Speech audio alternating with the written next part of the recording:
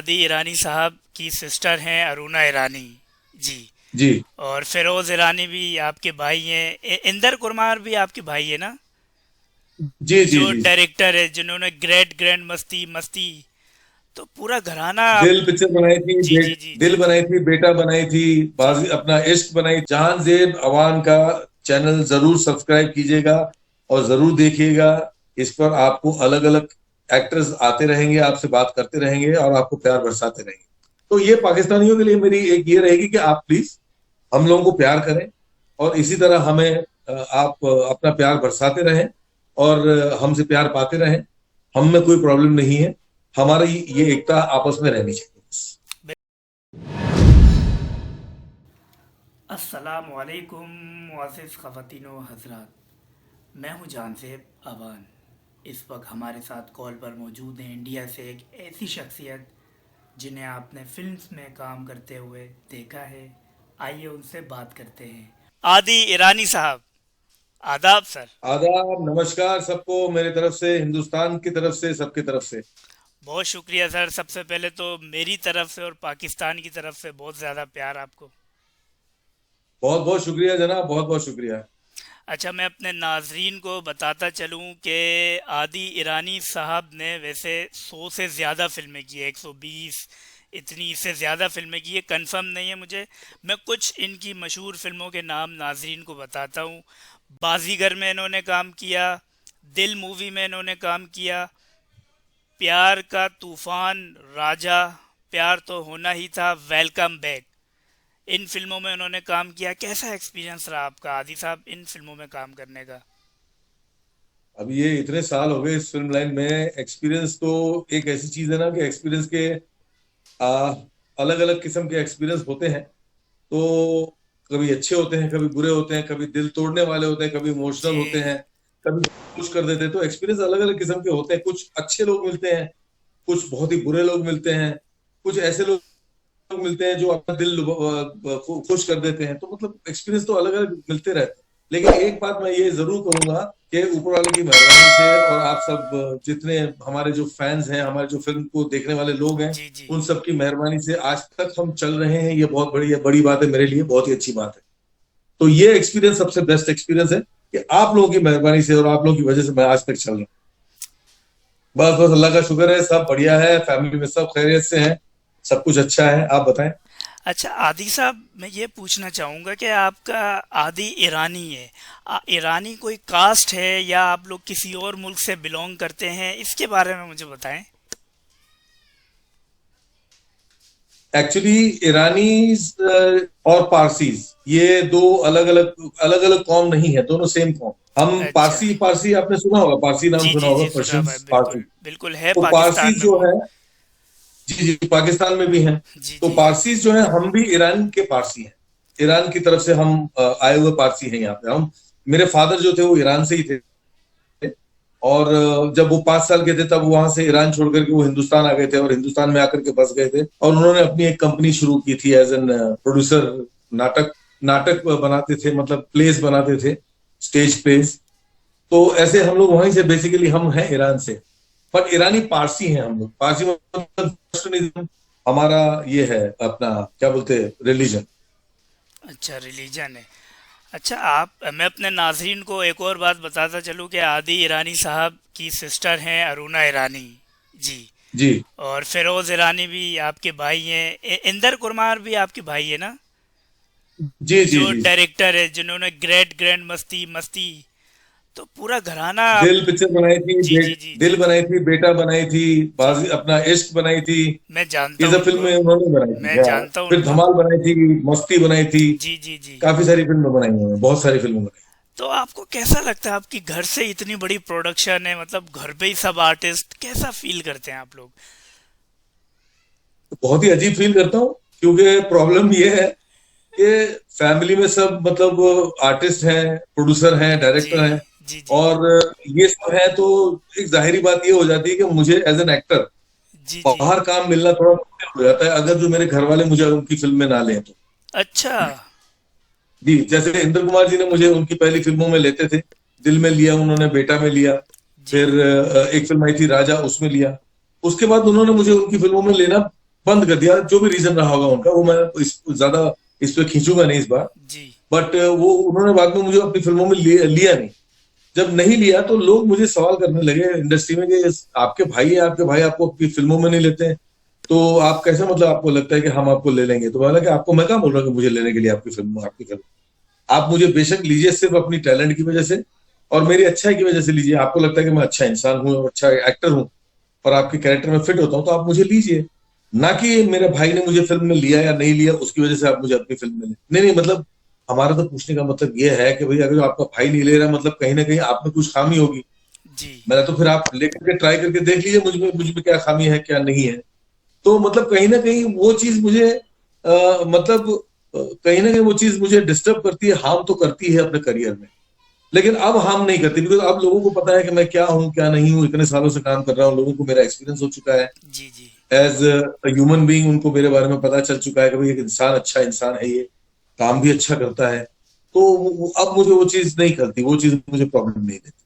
नहीं, वाकई में हम आप लोगों को पाकिस्तान में बहुत अप्रिशिएट करते हैं, आपको, अरुणा जी को, फिरोज साहब को, इंदर कुमार जिन्होंने इतनी हिट फिल्में दी है, सबको अप्रिशिएट करते हैं, सबको जानते हैं, सबके करेक्टर हमें याद हैं।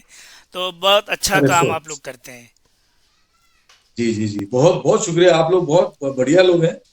और बहुत ही अच्छा है कि हमको आप जैसे लोग मिले हैं, देखने देखने वाले, जी जी। आप जैसे फैंस हमको मिले हैं, तो हमारे लिए तो बहुत ही अच्छी बात अच्छा, मैं ये पूछना चाहूँगा कि आपने वैसे काफ़ी फिल्मों में काम किया है, तो कोई है। जी ऐसा वाकया जो आपके लिए यादगार हो, कुछ भी हो, किसी एक्टर के साथ, एक्ट्रेसेस के साथ, या किसी डायरेक्टर के साथ, या कोई भी ऐसा सीन जो आपके लिए यादगार रहा हो। यादगार तो एक ऐसा किस्सा रहा है जो मेरे करियर की शुरुआत में मैंने एक्सपीरियंस किया था, जो बहुत ही खतरनाक था। खतरनाक मतलब बहुत ही मतलब नर्वस हो गया था मैं, मतलब अंदर से, मतलब डर सा गया था। जब पहली बार शुरुआत में मैंने एक्टिंग क्लास की थी, तो एक्टिंग क्लास करने के बाद में मैंने सोचा था कि भाई एक्टिंग क्लास करने के बाद तो इंसान जो है उसको कोई प्रॉब्लम ही नहीं आती। तो मुझे पहली फिल्म मिल गई, फिल्म का नाम था तृष्णा। जीपी सिप्पी साहब उसके डायरेक्ट प्रोड्यूसर थे और अनिल गांगुली जी उसके डायरेक्टर थे। जी जी। फिल्म में एक्टर्स थे संजीव कुमार साहब, शशि कपूर साहब, राखी जी, ये सब एक्टर्स थे उसमें। तो संजीव कुमार साहब ने डॉक्टर का रोल प्ले किया था, डॉक्टर का रोल अदा किया था। तो वहां पर मैं उनके डायरेक्टर अनिल गांगुली साहब से जाके मिला था। उनकी शूटिंग चल रही थी कि सर मुझे काम चाहिए, मैं एक्टर हूँ, ये हूँ, मैंने ये किया, मतलब ये एक्टिंग क्लास मैंने की है। तो उन्होंने बोला कि चलो ठीक है, एक कैरेक्टर है मेरे पास, तुम आ जाओ। तो उनकी वो फिल्म, मतलब उसमें मुझे संजीव कुमार साहब के पीए का कैरेक्टर मिला था, जी पर्सनल असिस्टेंट होता है डॉक्टर का, जी। जी वो मुझे रोल मिला था। तो वो मैं जब करने गया था तो मैं बोला अरे मैं तो यूं कर लूं। डायलॉग मुझे मिले, 8-9 लाइन थी मेरी डायलॉग की, तो मैंने यूं यूं पढ़ा पढ़ा पढ़ा, याद कर लिया, यूं याद हो गया। आप जब आंख बंद करके याद करते हैं तो यूं याद हो जाता है।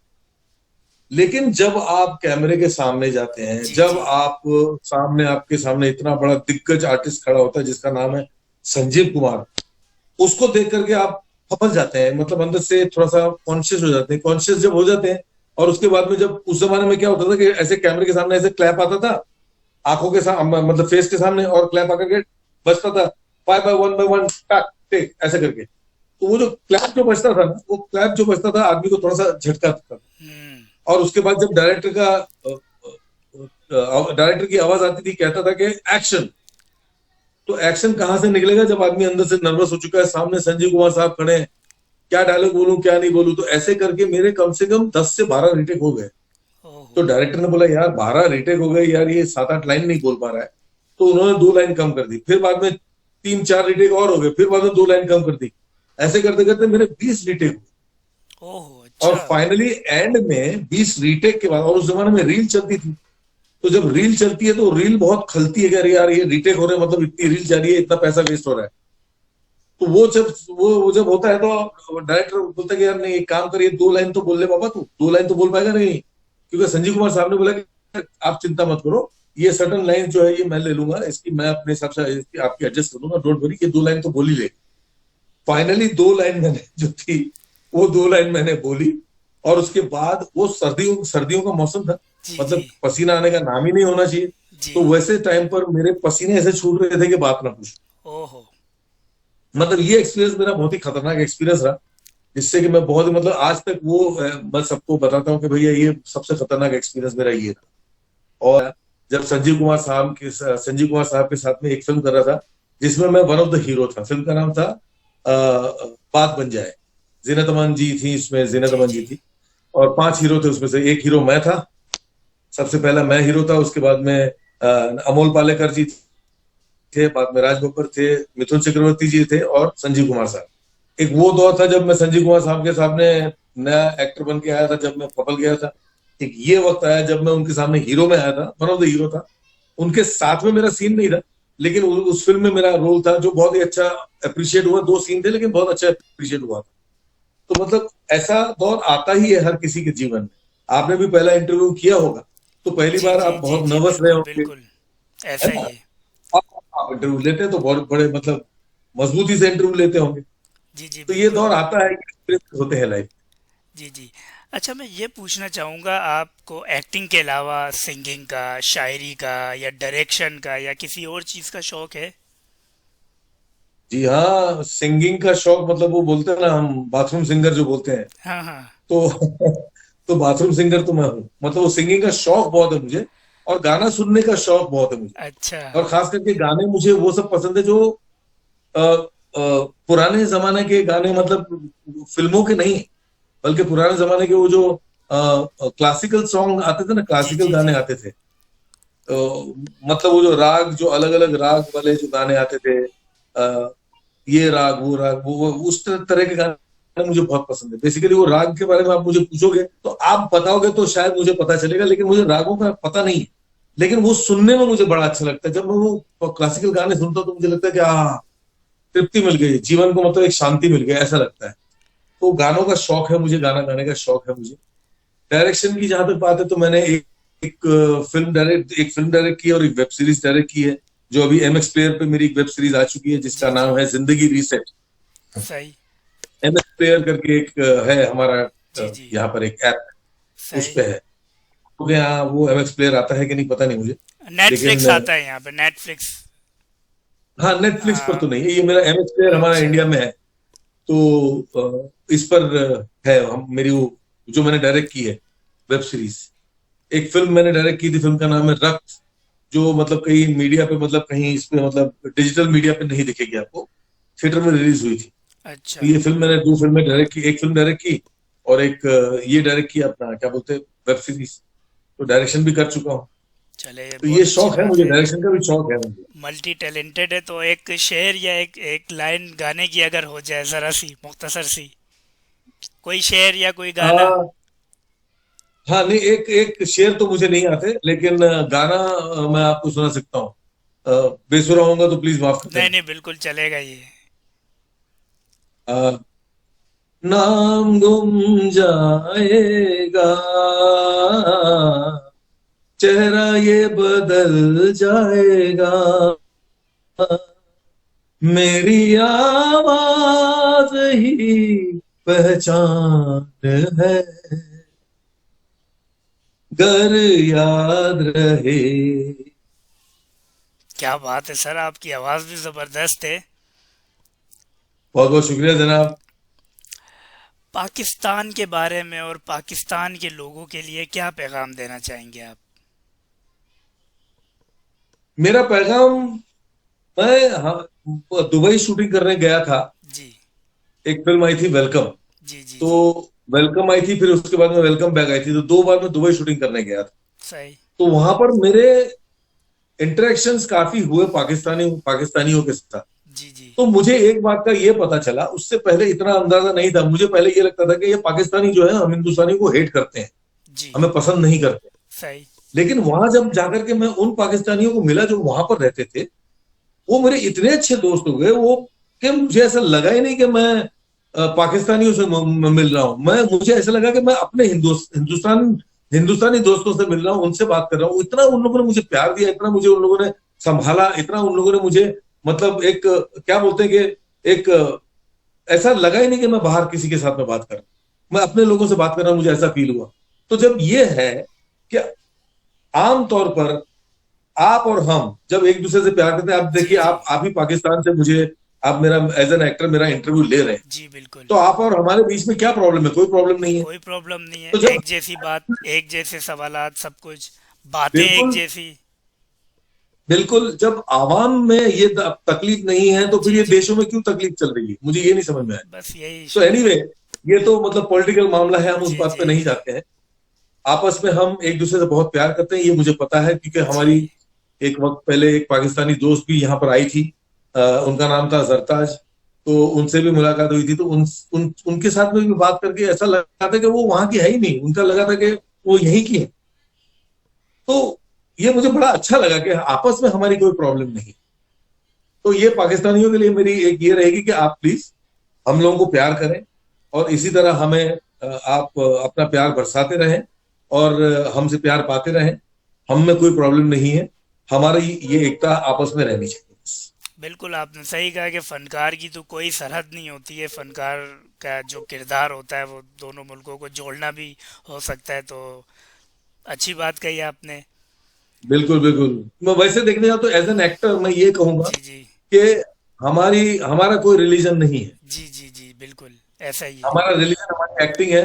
किसी में मैं मुसलमान प्ले करता हूँ, तो किसी में मैं हिंदू प्ले करूंगा, किसी में ब्राह्मण प्ले करूंगा, किसी में अंग्रेज प्ले करूंगा। तो मतलब अलग अलग किरदार में प्ले करता रहता हूँ।